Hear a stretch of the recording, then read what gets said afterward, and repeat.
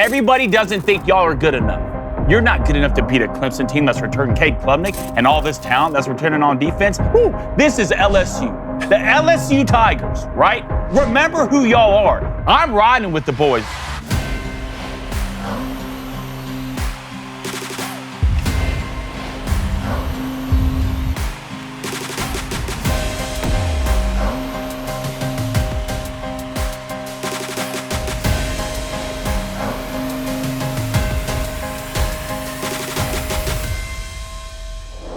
What is up, everybody? Thanks for joining us on another edition of Crain & Company. Remember, without you, there is no us. We really appreciate you watching us every day or listening to us every day on Apple Podcasts, Spotify, or other places. It's been an amazing August so far, and these prediction episodes, it's only getting hotter and heavier. We've done Alabama, we've done Georgia, we've done Ohio State, we've done Michigan, and today, joined by former Michigan quarterback David Cohn to my left, former Western State Colorado wide receiver Blaine Crain to my right.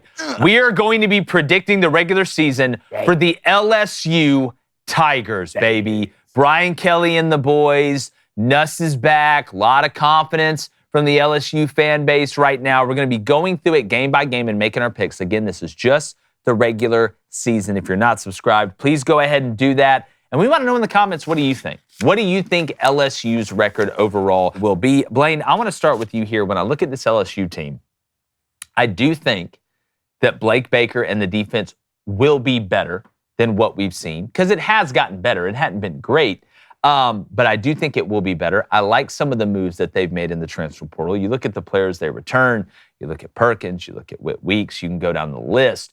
But the offensive line, to me, I know what Nuss is going to be.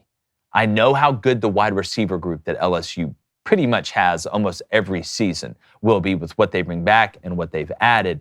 It's that offensive line.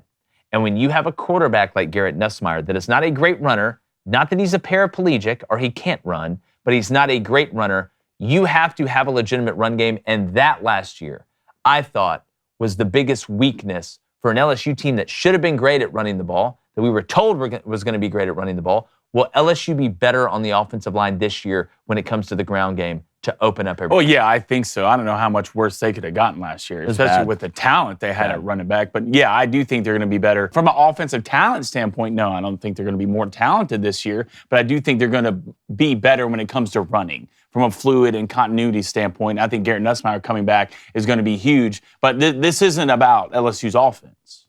Right. I'll never worry about LSU offense, really, with the things that are running down in Louisiana. If you can put a border around that state, you're going to be fine when it comes to skill position. LSU's defense has been an atrocity for years now. For years now. And it hurts me at my heart because I remember the days when I used to watch LSU play on Saturday and would be scared as a kid. You should watch it like this. TV, like watching The Grudge running around. Not only from the defensive line standpoint, LSU used to be DBU. DBU. Whoever had number 7 running around right there was an absolute freak. Go watch Tyrann Mathieu highlights. Go watch Patrick Peterson's highlights. That shit has been missing from LSU. And that is Blake Baker's job to fix that, right? And the only thing I've heard is great things coming out of the secondary this year, that they're going to have elite talent. They have some transfers in. They have pieces there. But with LSU, it's a mindset thing to me. It's a mentality thing to me. LSU used to walk out on the field and think that they're better than everybody. Now I don't see that, so I'm waiting to see that again. David, do we see the transformation this year? And where do you rank Nuss with the returning quarterbacks, the Drew Allers, the Cade Klubniks? Look, man, he's the only returning 4,000-yard passer in the country. I think he's going to limit mistakes this year, and we're going to still see all the good. Again, he's a coach's son, right? We're talking about someone who has the physical capabilities to put the football wherever he wants, but also someone who does the little things right. That's a lethal combination. I feel good about the quarterback position. I also feel good about the wide receiver room. Not just Aaron Anderson, right, but you bring in Nick Anderson from Oklahoma. Remember, I think it was him who caught the game-winning touchdown in Red River a couple years ago when Oklahoma beat Texas, and then Berrien Brown coming in from Kentucky. Yes, of course, I'm interested to know, can LSU not just run the football, but run it when they need it most? Also, will they try and force balance, right? It's great to be balanced, but some games you need to run more than you pass. Some games you need to pass more than you run. Are they trying to force balance just to prove a point in the run game? I'm interested in that. And then on the defensive side of the football, I mean, look, half the starters are going to be transfers. The pro of that can be, well, we weren't that good, so we had to go get good players, and Brian Kelly has finally really embraced the transfer portal. Okay, but the con of that could be, what is the cohesion of this unit going to be when we've already seen deficiencies on that side of the ball? And can that be a unit? I say this for a lot of the teams. Can that be a unit for the team that dictates a game late in the season when you need it and you're on the road in Tuscaloosa or you're on the road playing one of these top teams in the league? Well, and to that point, David, and I think it's a great one, typically that takes time and in-game experience together.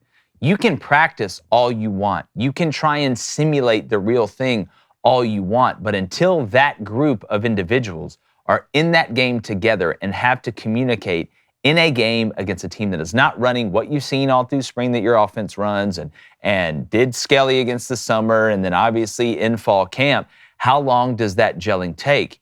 And if you're Blake Baker, do you say, you know what, maybe a way to gel them faster is to simplify a little bit of what we're doing to make the communication easier and be able to define everybody's job. Now, that's great if you can line up and just out-talent people. But if you go into a game and in week one, you are going on the road to face a team that returns the most production in all of college football. There is no learning curve for Clemson when it comes to communicating. These guys have been here.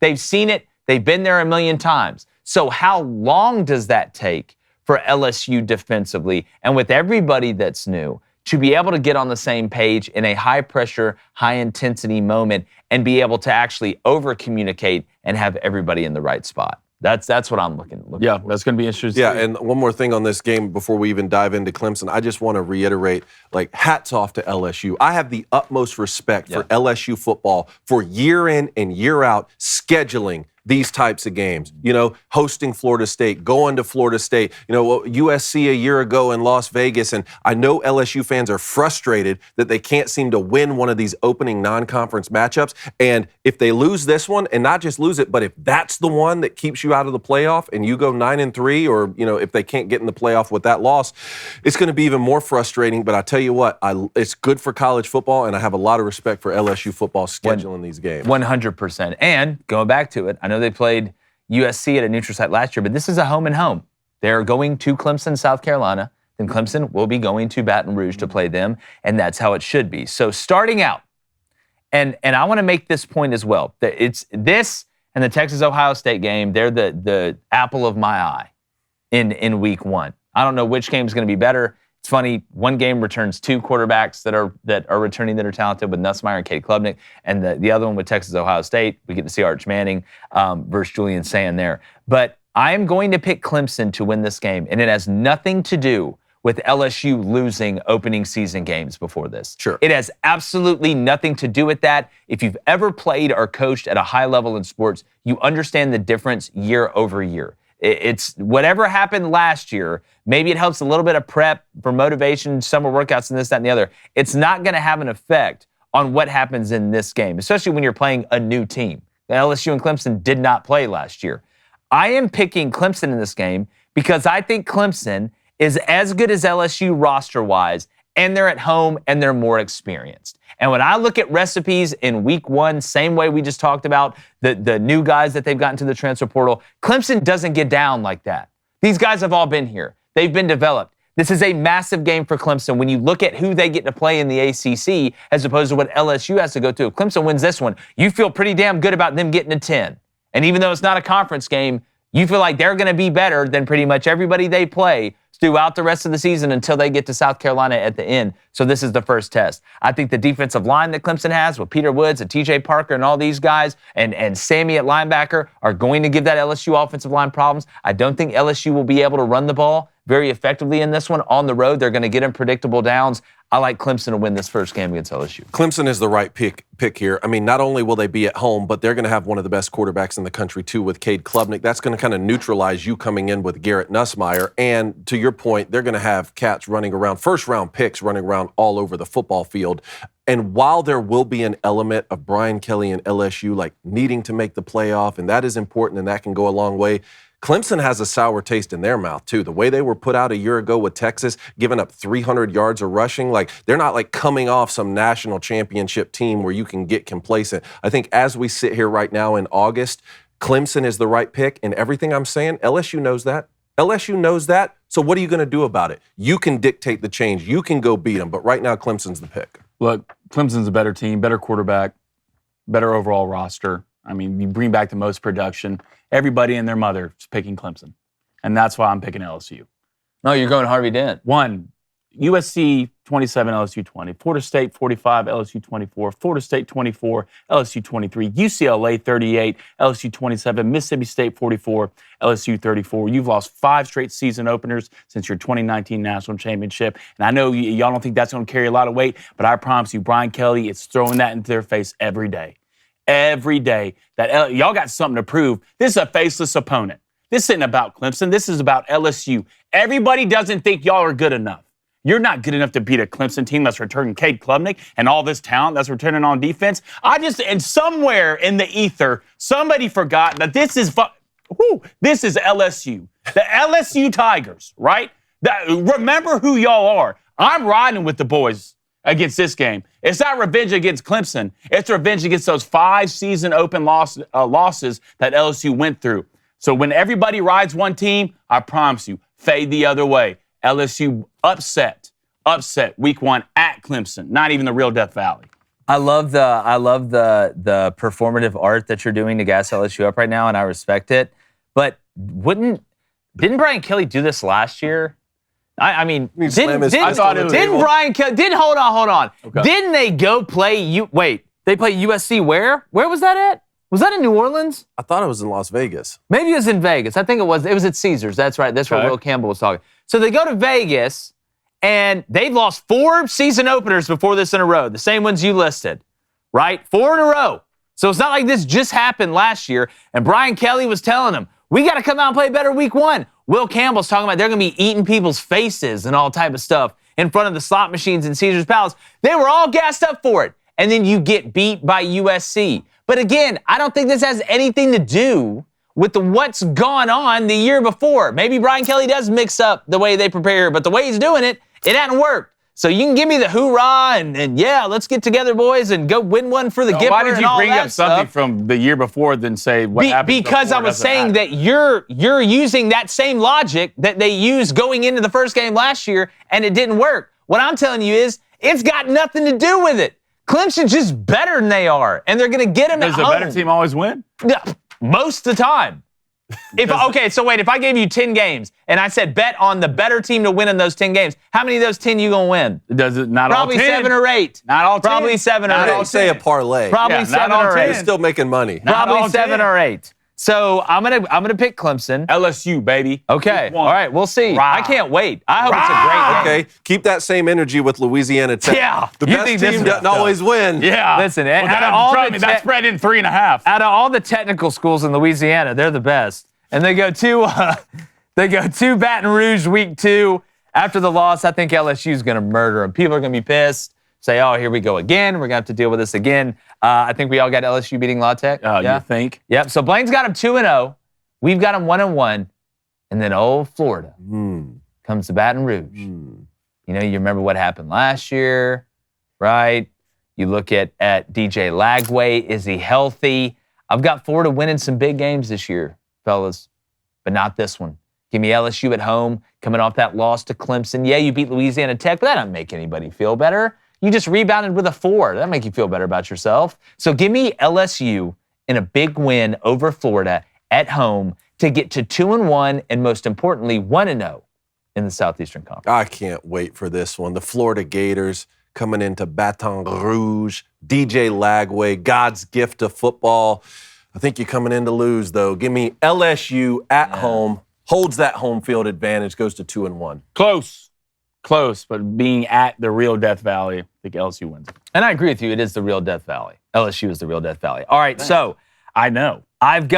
they're going to beat Southeast Louisiana. Mud Dog! Is that Shout the out our boy Bourbon Blake. Shout out our boy Blake Ruffino, but they're going to beat the shit out of you. Mud Dog! Yeah.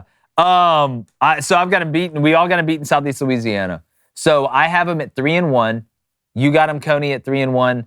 Blaine, you got them at 4-0. And then here comes the Lane train. Toot-tee, toot-tee, boo. Is that a major pain? I don't know. I was just thinking about on Night of the Roxbury when Will Ferrell's like, you know, when I saw you, I heard the ambulance coming to take me away. And he's like, okay. All right, so Ole Miss. No, I definitely have LSU winning. Ole Miss at home. At home. All right, again, you want to go back to games from last year that are huge. Austin Simmons, the guy by this time will have a decent idea of how he's doing at Ole Miss. But I think LSU, because Ole Miss's front seven isn't what it was last year, is able to run the ball. They're balanced on offense in a shootout. A shootout versus Ole Miss. Give me LSU 41, Ole Miss 38. This Ole Miss LSU game is becoming like a really interesting little mid-season rivalry. It's like always coming down the last play. A lot of intrigue. Talking about a shootout, that's how it always seems to be. Remember Jaden Daniels having to fight his way back in that game? And right now, I got LSU going on the road to Oxford and winning this thing. But, man, I got a lot of respect for this Austin Simmons kid. Yeah. And I can't wait I think he's going to make it interesting. Ole Miss defense worries me. Lost so much. I think Barrion Brown takes a kick return back and maybe a punt return back in the same game. Special teams is the difference Special for LSU, so I'm taking LSU. We've all been there, endlessly scrolling through fitness influencers selling complicated routines that promise the world but deliver very little. Because the truth is, most of these tips and tricks just overcomplicate what should be simple. Now that's where FitBod comes in. They combine the workout planning and tracking you actually need to stay consistent and make your real progress on your summer body. Now what makes FitBod special is how it builds workouts around your specific situation. It is a true scouting report for your body. Now I'm sure all of us want to get in shape for swimsuit season and football season when you're out there walking around the tailgates. And FitBod's app creates routines based on your unique fitness journey, available equipment, and even factors in your recovery time between sessions to make that possible. Now, their smart technology ensures each workout hits the sweet spot, challenging enough to drive results without pushing you to burn out. Plus, with over 1,000 demonstration videos, you'll never wonder if you're doing an exercise correctly. It's like having a trainer who really knows you, pushing you just enough to make progress without burning out. We have personal experience. For our movie Lady Ballers, we had to lose some weight to look better on camera, and that's what FitBod did for each of us in a unique way that was tailored specifically to us. So get in shape this summer with FitBod. Join FitBod today to get your personalized workout plan and get 25% off your subscription, or try the app free for 7 days at fitbod.me/booster. That's FITBOD.me/booster. All right, so then you got a bye week. All right, you get to catch your breath. I'd have them at 4-1, 2-0 in the SEC. Remember, they lost the opener last year to USC and then ran out all the way to 6-1. And again, they were undefeated in the SEC. So at this point, I have them 4-1. David, you have them 4-1. Blaine, you have them 5-0. And if LSU's 5-0 in this point, and you got a bye week, you got a massive one coming up the next week with South Carolina, who a lot of people are high on. Like I said, I'm trusting, but I need to verify with their front seven as well, coming to LSU. And as much as it broke South Carolina's heart last year, not only that they lost to LSU at home when game day was there, but how they lost with Lenoris going out with the ankle. Robbie Ashford has to try and lead you back, and you miss a field goal to tie the game. You end up losing. That was a massive comeback win. Because remember, guys, South Carolina was up 17-0. They ran out on LSU, but now you're going into Death Valley. And if LSU is 4-1 with those two wins over Florida and Ole Miss at this point, they're probably going to be a top 12 team, top 10. This will probably be a night game. I'm going to rock with LSU finding a way against South Carolina, because I think they're going to be able to move the ball a little bit better this year, because South Carolina's front seven, they're going to be nice, but they're not going to be what they were last year. Give me LSU. I got Alabama going on the road to Columbia and losing this game. That's their second loss of the year. And if LSU were going on the road to Columbia, I'd probably have South Carolina winning that game as well. With how it worked out last year, got weird. LSU squeaks it out. But hosting them in Baton Rouge. Yeah. As we sit here in August, I got LSU winning this game. I have LSU win this game because this game is at LSU. That's the difference. I think Lenoris will have a great day. Dylan Stewart will have a great day. Nick Harbor. The guys for South Carolina will show up. I just think LSU has more guys on that roster from a talent standpoint. And I still think South Carolina will have a great year, but I still worry about them up front on the offensive line. I know Reptar can get out and escape a little bit, but LSU is going to be hunting in this game. Yeah. All right, so little bit of a, and look, I know Vandy did some things last year and people are like, oh, Vandy's not a trap game anymore. If you look, their next game is up here in Nashville at Vandy, and it's sandwiched in between South Carolina at home and A&M at home. And if you've seen anything about Vandy, You can't sleepwalk through this one with Diego Pavia running around, little Wario running around over there making plays. But I just feel like at the end of the day, because Vandy did what they did last year and beat Alabama and beat Virginia Tech and Auburn. I don't think LSU is going to overlook them. I think they go on the road. They handle business that may be a little bit tighter than LSU fans feel comfortable with. You know they're going to travel up here, especially if their ass is sitting here at 5-1, like I have them coming off that big win over South Carolina. Give me LSU to move on to 6-1, to move on to 4-0 in the Southeastern Conference with a win over Vanderbilt, and that gumbo just getting spicier and spicier the way we go along here. Some etouffee, maybe. Oh, boudin. I agree with this. Vandy sent a message to the league a year ago by beating Alabama saying, we can get to anyone. If we can beat Alabama, we can beat anyone. And while that was all well and good, it sort of, I think, is going to work against them this year because teams like LSU and the rest of the league are going to be plastering that up on the board saying, they can beat Alabama, they can beat us. This is not a walkover, sleepwalk your way through a victory against Vanderbilt anymore. And I think Diego Pavia talking throughout the offseason the way he has, I think LSU is going to pay attention to that. Vanderbilt just reminds me of the Shane Gillis bit where he's like, well, like every 6 months they blow up a car and they're like, oh, yeah, we did Vanderbilt blew up a couple cars last year, right? And a couple, we can edit this out if we need to. But blew up a couple cars, but now everyone's pissed. Okay, now you pissed off America. Now America knows about you, and now we're going to blow up everything you own. Yeah, here comes the I think this year, everybody's going to treat Vanderbilt like terrorists and try to kill them. All right, so I have LSU hilarious. by a lot. By a lot.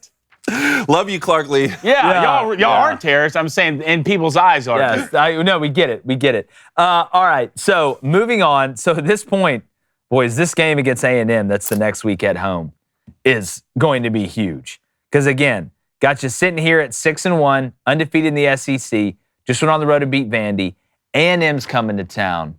And, the Alabama game is really the one that ended up cooking LSU last year as far as you're not making the playoff, you're not going to play in the SEC championship game. But let's not forget about that A&M game as well, right? That put them in a position to get that third loss because A&M beat LSU last year, remember, at home. I think LSU, understanding that after the bye week the next week, you got to go to Tuscaloosa and play Bama, and that would be your third loss. If you lose this one at home and you're pretty much out, I think. Some people think they can get in at 9-3. We'll see. I think they find a way at home in Death Valley to beat A&M, even though I trust A&M's physicality over them. I think they just make a couple amazing plays on the outside, throws down the field, whether it's one of the Andersons, whether it's Barry and Brown. I just feel like at the end of the day, LSU finds a way using that magic in Death Valley to go beat Texas A&M. This schedule is brutal, but they do get some marquee games at home. Right? When you talk about Florida and South Carolina and Texas A&M, and this is one that I think that home field advantage be a little bit too much for Texas A&M. Right now, I got LSU winning this one. This, I think, will be the first real test LSU will have from a team that wants to turn it around and run it right at you. I mean, Clemson, who's going to be Clemson's lead back this year? Do we know? Probably Adam Randall. Yeah, I know. Not proven, right? I mean, a little bit, but I don't think Florida, Bach's going to be a good piece, but they want to use DJ Lagway in many ways. Go through it. Ole Miss, they want to throw it. South Carolina want to get outside on the edge with Lenoris. Texas A&M wants to turn around, give it to Moss and these Reuben Owens, and run it right at you. And that's why I have Texas A&M winning this game. Wow, so this is the first loss for LSU. Yeah. Crowd noise is one thing, and it hurts a lot when it comes to the passing game. Marcel Reed came off the bench in this game, had 60-yard rushing, didn't look great through the air. Different Marcel Reed now, but it's a lot easier to be able to turn around and hand that damn ball off 20 to 30 times and get after LSU's ass, and I think they're going to do that in this game. I think LSU's defense will struggle. I think the offense will play well. It will be a close game, but the running game for Texas A&M will be the difference in this, and I have Texas A&M winning this. So what's your record right now for LSU? They have one loss. That's their first loss? Yeah. Okay. All right, so I have them sitting here at 1, 2, 3, 4, 5, 6, 7, 7-1, undefeated in the SEC. They get a bye week. Yep. And then you go play the Alabama Crimson Tide in T-Town, but Bama gets a bye week before this. I know LSU, this basically ended their season last year, and Bama beat their ass to death. You remember Jalen Milroe? Wasn't close. Just ran all over them. This Alabama team is going to be different, but this game is in T-Town. And at this point, I have Alabama with the exact same record as LSU. If you go watch our Alabama prediction one, because again, Alabama losing at Georgia, I feel like Alabama protects home field here. I think it's a much better game than it was last year. I think it's much tighter. But I have the Alabama Crimson Tide knocking LSU down to 7-2, giving them their first SEC loss as they get ready for 3 more games, still in the hunt. If you're talking about LSU for the college football playoff and the SEC championship, but give me Alabama at home to find a way to win this football game. Yep, as I said Monday in our Alabama predictions, Alabama will hold serve in Bryant-Denny Stadium, and they will find a way to win what I am calling the Saban Bowl. No. Okay, well, I think this game will obviously be closer than it was last year. I think Bama had 6 touchdowns. It was, dude, Jalen Milroe just tap danced all over. NCAA numbers, I think it'll be closer, but I think Bama's a better team, and this game is at Alabama. I think Bama's secondary makes a couple plays, too, on us. He tries to press. So give me Bama. Hell, if you watch the Alabama preview, you would know this, so make sure you go watch that Alabama. Yeah. All right, so the next 2 games, they get Arkansas at home in Baton Rouge. I know that's a quote-unquote rivalry game, even though we're not getting it every year now. I think this is it for Sam Pittman. Who knows Taylon Green's health situation by the time they get here with Arkansas's schedule. Give me LSU to beat them, and then obviously beat the Hilltoppers of Western Kentucky at home as they get ready for the last game of the season. Same, and I would take LSU even if they were playing in Fayetteville this year, but they're in Baton Rouge. Win for me. I got LSU winning both those games as well. You got it close. Arkansas and- All right, so beating Western Kentucky. So that means to this point, I have LSU going into the last game at Oklahoma at 9-2. We all have them at 9-2. You have them undefeated until October 25th and then losing back-to-back games. Yep. Yes. All right, so this is it. Season on the line, probably. We can talk about 9-3. We'll have to see the context and the circumstance. Who else is 9-3 and this, that, the other. But this game could decide it for both teams. Not just SEC championship, but college football playoff berth.